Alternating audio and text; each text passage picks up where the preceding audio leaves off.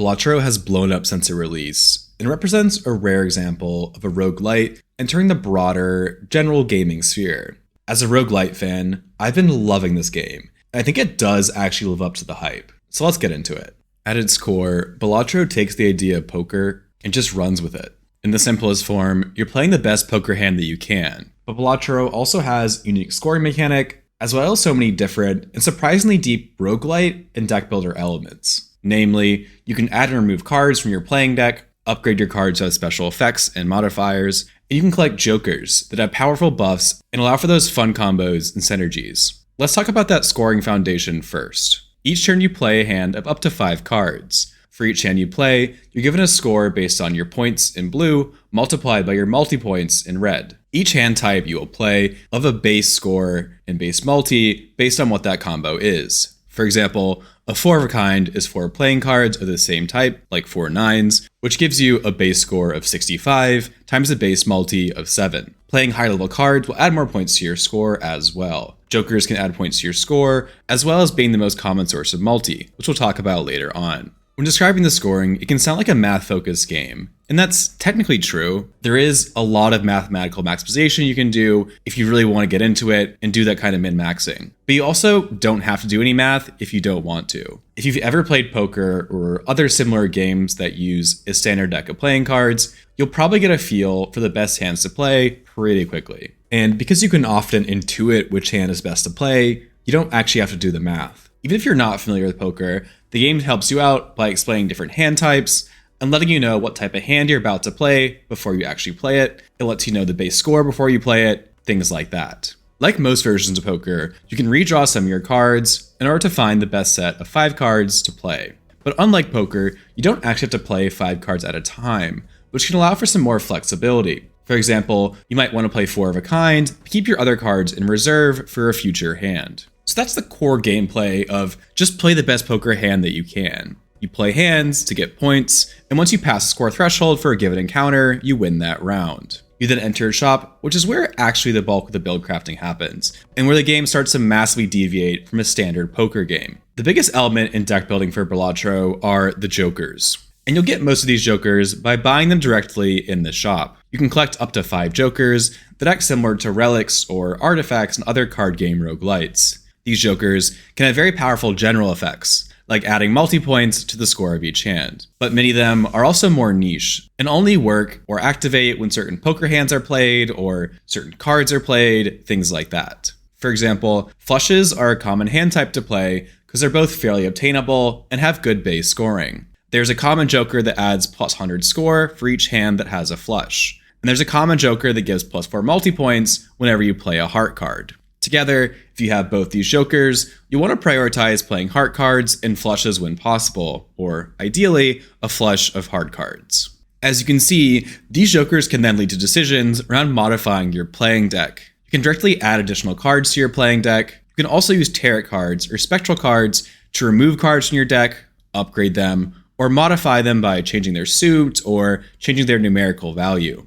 This can in turn lead to novel decks, like decks that have 7 aces, or a deck where half the cards are spades. This, in turn, allows you to play novel poker hands, like playing 5 aces to make a 5 of a kind. This modification also just makes it more likely for you to get certain hands. If you have jokers that buff flushes and jokers that buff heart cards, crafting a deck of mostly heart cards feeds into both of those in an incredibly satisfying way. Tarot and spectral cards can also buff cards with modifiers to give them more points when played, or other special effects, like adding a gold seal to cards that makes the card give you cash when you play them. Planet cards are the final build crafting element that allows you to upgrade the base points for playing a certain hand type. So in that same example run, that example deck, you can level up your flush hands, which can increase the base points you get whenever you play a flush. And that loop is what takes Balatro from familiar, tried and true poker game to something truly novel. There's so many different ways to modify your deck in so many different types of jokers that there is insane build crafting potential. You're picking jokers and the deck building elements and working them together to create something viable that gives you those satisfying big number combos. The jokers also have a lot of synergies independent of poker hand type. For example, there's a joker that gives increased multi-points depending on the other jokers that you have. There's one joker that doubles cards in your deck, but at a certain cost. And there's another joker that gives you a progressively increasing buff for each planet card you play, which changes what kind of upgrades you want to focus on, what you want to buy in the shop. In this way, the different jokers can change a lot about what you focus on run to run. And they can also create these fun mini games, mini objectives within runs, like that focus on getting as many planet cards as possible if you have that planet card joker. As I said earlier, it's often obvious which hand is the best hand to play on a given turn. The main decision making around playing a hand is whether to play a hand now or to use your discards to try to get some better cards for a better hand. There's also some similar decision making around whether it might not be worth to play certain cards in your hand if you want to save them for future hands. Additionally, the order that you play your cards for a given turn, or the order that your jokers are in, can matter for certain combos. Some jokers have different effects, they're placed to the right or the left of other jokers. Sometimes, the order of your playing cards interacts with the jokers and how they combo. This is another example of small mini objectives, some micromanagement within each run that can make execution and build crafting more satisfying. But honestly, the order of the cards only really matters with a few specific jokers. It's not a game like Vault of the Void, for example, where the order you play each card in your cross-turn planning is super important. It does matter, of course, but the best choice is also often obvious. The encounters are where you see everything come together. It's where you get those satisfying combos, it's where you see those high scores, but the true complexity of the game comes between encounters when you're in the shop. Most parts of your build are directly bought from the shop. The jokers, the additional playing cards, the deck modifying tarot cards, these are all available within the shop.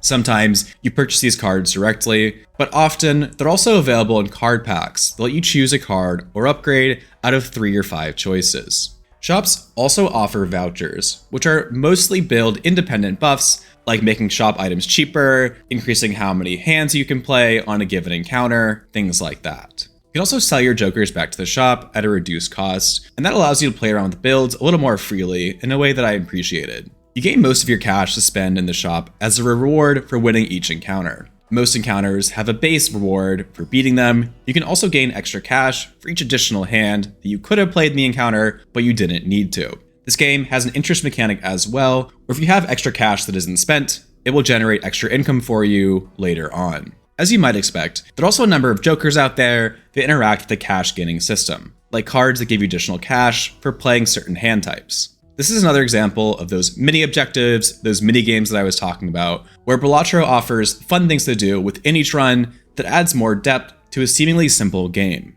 In terms of game structure, the game is split up into 8 antes with 3 encounters each. Each ante has a small blind, a big blind, and a boss blind that have increasingly high point thresholds required in order to win. For example, for the first ante, you need 300 points for the small blind, 450 for the big, and 600 for the boss blind. You can skip the small and the big blinds for a special reward, usually extra cash, instant card upgrades, things like that. Skipping blinds does come at a cost though, of not getting that cash reward for winning the blind, as well as not being able to access the shops again. But there are still times where it's worth doing, and it adds a nice extra strategy element. It's a fairly simple overworld, but it works well for the game. It offers some small choices, some trade-offs, and nice ramping up difficulty within each run. Boss blinds gain their boss name because they have specific modifiers for the encounter. Some just make the encounter harder, like a boss blind that just increase the point threshold that you need, while others pose more specific restrictions that can be fatal to certain builds. One boss blind debuffs all heart cards, which can be fatal to you if you're running that heart flush deck that I talked about earlier. Because of that, it's wise to look at upcoming boss blinds and adjust accordingly as needed. You can also always reroll boss blinds in a last-ditch effort, but it comes at a hefty cost. These boss blinds are generally a great addition to the game. They don't come close to boss encounters in more standard roguelites, they're not that deep. They do a great job of making you pause and think more deliberately about what hands you want to play, what your strategy is, things like that. Overall, I love the gameplay in Balatro. It's really simple to pick up at its core, but it has a lot of fun combos and synergies to constantly discover and keep trying out. This game has a satisfying amount of cards and mechanics that create mini objectives, as well as having a lot of risk-reward mechanics and different trade-offs. Should I spend more money now, or should I save up and collect more interest? Should I double down on the stacking mechanic of this Joker by buying more planet cards, or should I buy this other Joker instead that's very good? Should I buy this joker now that gives me more cash in the long term, or do I need this other score buffing joker immediately so my run doesn't fail? All of these things is why Balatro is first and foremost a deck builder and build crafting game for me, as opposed to being a more standard poker game or something like that. Closing up with a couple gameplay odds and ends, Balatro does have game speed options, like all good card games should. All the footage I'm showing is at the base game speed, but I eventually did speed up the game, as I always do with card games. Some of these animations are a little long, which is fun at first for an effect, but things like opening card packs start to get a little annoying if you play a lot. I eventually just wanted that faster gameplay, which, again, I could do. I also found the screen shake to be a little annoying, but it has an adjustable slider that I turned down. The game has a toggleable, old-school CRT filter as well, which I enjoyed, so I left that on. I did play this game a lot on my Steam Deck also. It ran without problems, and has native controller support that I used. It's a little slower to navigate than a mouse, which is to be expected, but it works pretty well. You can also use the Steam Deck touchscreen or the trackpad as a mouse. It's a great Steam Deck game for traveling, and I played it a lot while flying recently. Now let's talk about variety and randomness in Balatro. In some ways, Balatro is a game that has very little gameplay variety, but in other ways, Balatro is a game that has an incredible amount of variety and randomness. During my playthrough, I found myself often focusing on 3 different poker hands most of the time. I played flushes and full houses most often, with straights played a little less often. These hand types were the right mix of being worth a lot more base points than other hands like 2 pair, for example, while also being a lot more reliable to get than something like 4 of a kind that's worth more points, but you just don't see as often. In other words, some hand types were not worth playing, while other more valuable hand types were too rare to play consistently. This limited hand variety makes sense because there are not that many types of poker hands in general. So if you limit that small amount of poker hands to the options of viable poker hands to double down on, that list becomes very small. I would wager probably 75% of the hands that I played were flushes or full houses, with another 10% being straights. Through that lens, you could argue that I only played 3 types of builds in Balatro: flush builds, full house builds, and more random mishmash builds that didn't focus on a certain hand type. So I could see how someone could play this game and say, hey, this has bad variety. I keep playing the same 2 or 3 hand types and doing builds with them. And strictly speaking, I think that's true. I did most often play those 2 or 3 hand types, and those were often what my builds focused on. But that's also kind of missing the point of what Balatro really is. As I've said, the depth and the fun in Balatro comes from working with the jokers you have, modifying your deck, upgrading your hands, things like that. The fun from Balatro comes from the mini objectives, crafting your build, playing around with everything that's there. And while I might have run a lot of flush builds, the specifics of these builds, run to run, were very different from each other. Let's use 3 examples of builds that I had that all focused on flushes. In the first example, I got a joker that buffed all of my hearts, a joker that buffed my flushes, and a joker that got more powerful every time I played a flush. In this run, I was focused on getting as many hearts in my deck as possible and playing as many flush hands as possible to stack that up. In my second build, I got a joker that buffed my spade cards and a joker that scaled as I played more planet cards. Here, while I did focus on getting a spade-heavy deck, I also tried to play as many planet cards as possible for that scaling joker, even if they weren't flush planet cards. Finally, I had a run where I started with no flush buffing at all. I had a joker that powered up face cards that comboed with another joker that replayed face cards for a double buff. Here, I built up a deck with as many face cards as possible. But near the end of my run, I got an uncommon joker that made my hearts and diamonds count as 1 suit, and made my spades and clubs count as 1 suit as well. And this effectively turned my run into a flush run. So here are 3 examples of runs that all focus on flushes at the end, but all felt very different to play and had different strategies. In one, there was a lot more focus on the deck building and modifying that deck. In another, it was focused on planet cards and buffing my flushes base score.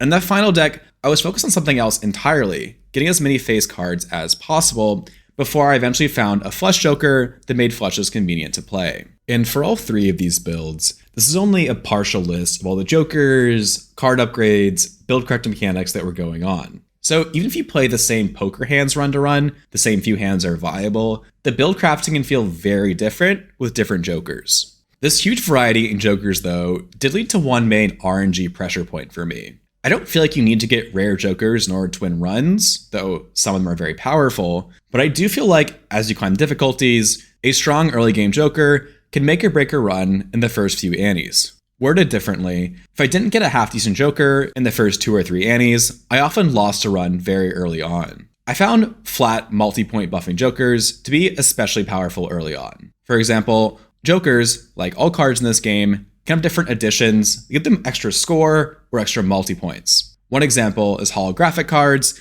that get a base plus 10 multi-points scored. Finding an early game holographic joker can carry you through the first 3 antes with no extra effort required, because of how the point calculation works. An early game flush is powerful because it has a base score of 35 plus your card score multiplied by 4, the base multi-score. If you get plus 10 multi from a holographic card, you get more than triple the amount of points you would have gotten from that hand if you didn't have it. If you play a hand type like 2 pairs that has a base multi of 2, the plus 10 multi points from a holographic joker give you 6 times the points you would have gotten normally. So you can see how that kind of point multiplier can trivialize the early game. Because of that, I found getting a good source of multi early on to be incredibly powerful. Along with that, I found that if I got too far without finding any good multi-jokers, it began to feel like a mathematical impossibility to keep winning encounters. This could be frustrating if the shop kept offering me jokers that fit other niche effects or helped with cash gain, but didn't give me multi-points. So I felt like I lost most of my runs in the second or third ante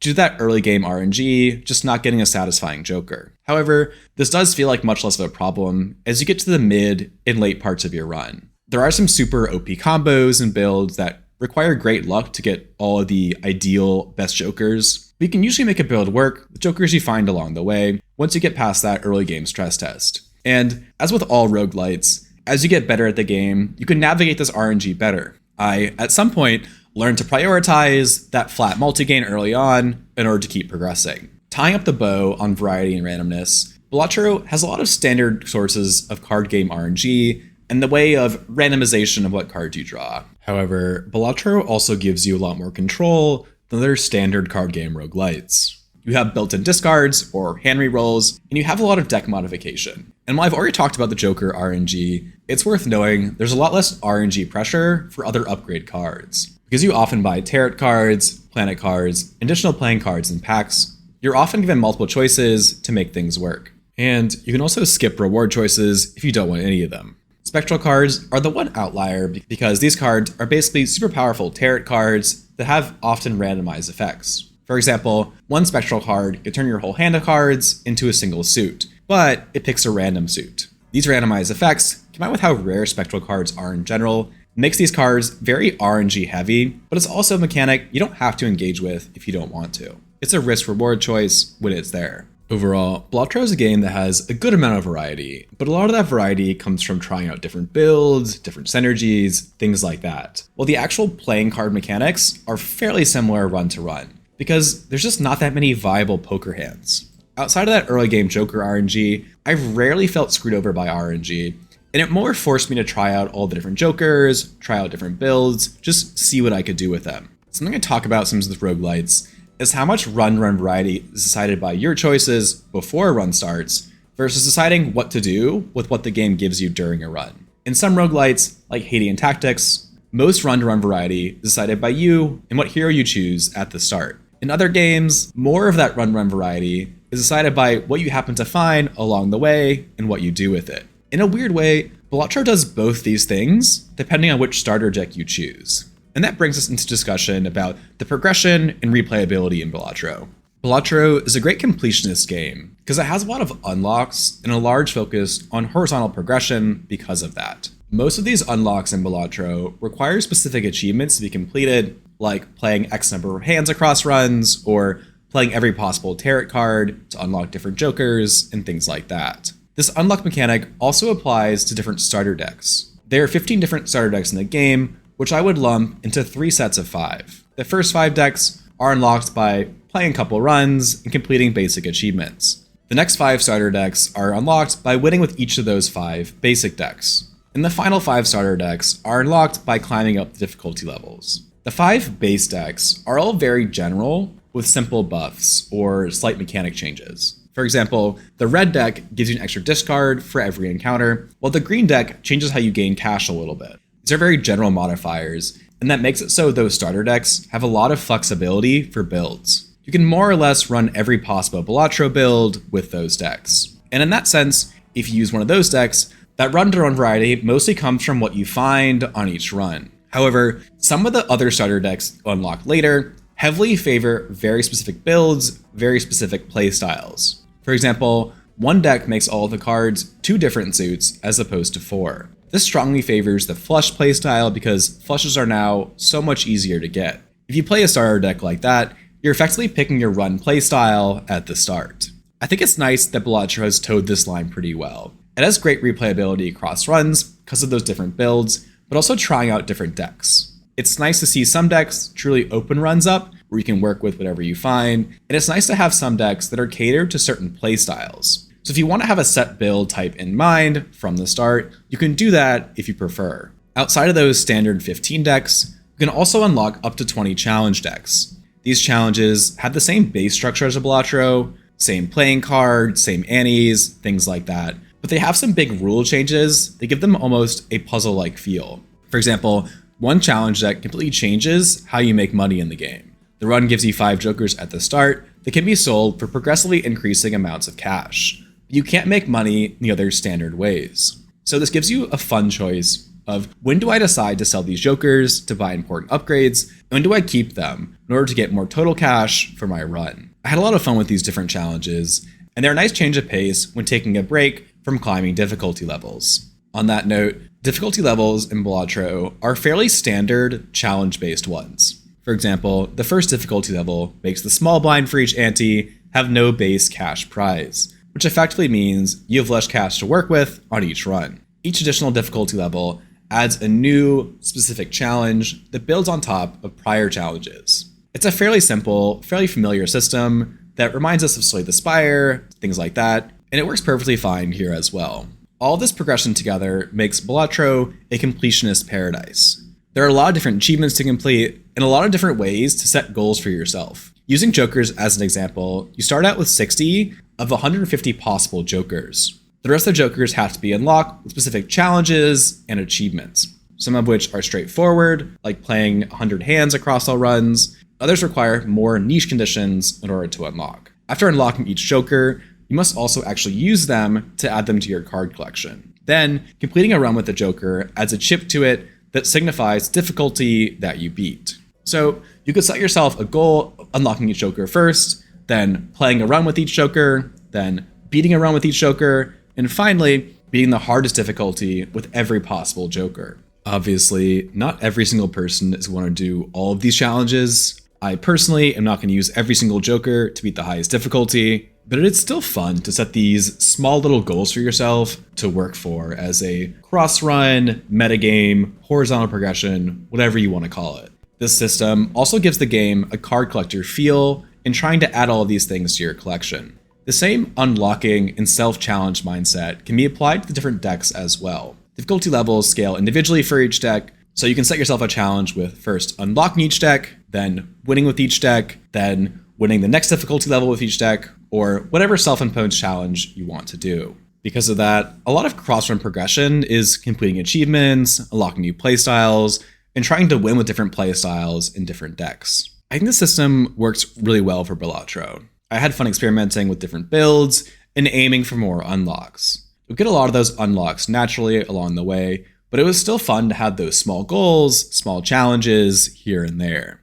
I think it's also worth noting that some of the jokers you unlock later on are incredibly powerful. In that sense, I would argue there is some light vertical progression because you unlock stronger jokers that can make certain builds a lot stronger, but still, Balatro is a horizontal progression focused game first and foremost, and never felt shortchanged by not having those powerful jokers unlocked before I did. And just because I always talk about narrative and story, there is no narrative and story in Balatro. Often, roguelites have some minimal world building, but Balatro doesn't even have that. And that's fine. The game works fine without it. I do also want to take a moment to talk about a weird controversy that came up with Balatro. Because Balatro is a poker-focused or poker-inspired game, some people have said that Balatro promotes gambling or has gambling within it. There is definitely no gambling in this game, even with virtual currency. And there's also no microtransactions.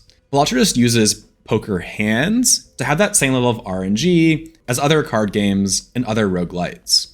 but there is no ability to wager fake or real money on hands. There's no bidding on hands. There's really nothing like that that resembles gambling. A couple of nights ago, this game was raised to a PEGI 18 plus rating overnight without warning. This had a huge impact on which storefronts the game could be listed on, and a lot of storefronts delisted the game because of this change. Because it happened so suddenly, the developer also couldn't make any adjustments, any appeals. This is especially frustrating because the developer had already talked to the rating agency about this issue, and the agency had agreed this is not a gambling game or a game promoting gambling. This rating change has also led to certain videos and live streams about Balatro being removed, restricted, or delisted because they were marked as gambling or promoting gambling. So hopefully that doesn't happen with this video as well. I think it's especially terrible to see this kind of nonsense happening to a small indie developer when games like FIFA and gacha games have actual microtransaction gambling that this agency does not acknowledge. I'll link to a tweet by the developer on the situation if you want to learn more, and I wish them the best of luck in getting this resolved as soon as possible to start selling their games on all the storefronts that it should be sold on. So what's my verdict on Balatro? I think this game is really great, and it's one of the best roguelites that I've seen in a while. It's incredibly innovative in how the cards are played and how the build crafting works, while still being simple enough to pick up by a general audience that has a passing familiarity with poker or a normal playing card deck. There's a huge amount of different builds, great run variety, and a massive amount of unlocks and horizontal progression. Balatro has only two real flaws for me. One is that at the end of the day, you're playing poker hands, and only a couple of those poker hands are really viable, so you keep playing them over and over again. This hasn't actually bothered me yet, but I'm sure that'll be one of the reasons I eventually stop playing. The second is there's a heavy early game reliance on RNG. I've gotten better at navigating that, but there's still a lot of runs that just peter out pretty quickly. Again, this also hasn't really bothered me. The runs are pretty quick, but it's worth mentioning. For now though, I'm still having a blast with Balatro, and I plan to keep playing it, doing new challenges, playing with more decks, trying out new builds, just having fun with it. And because of that,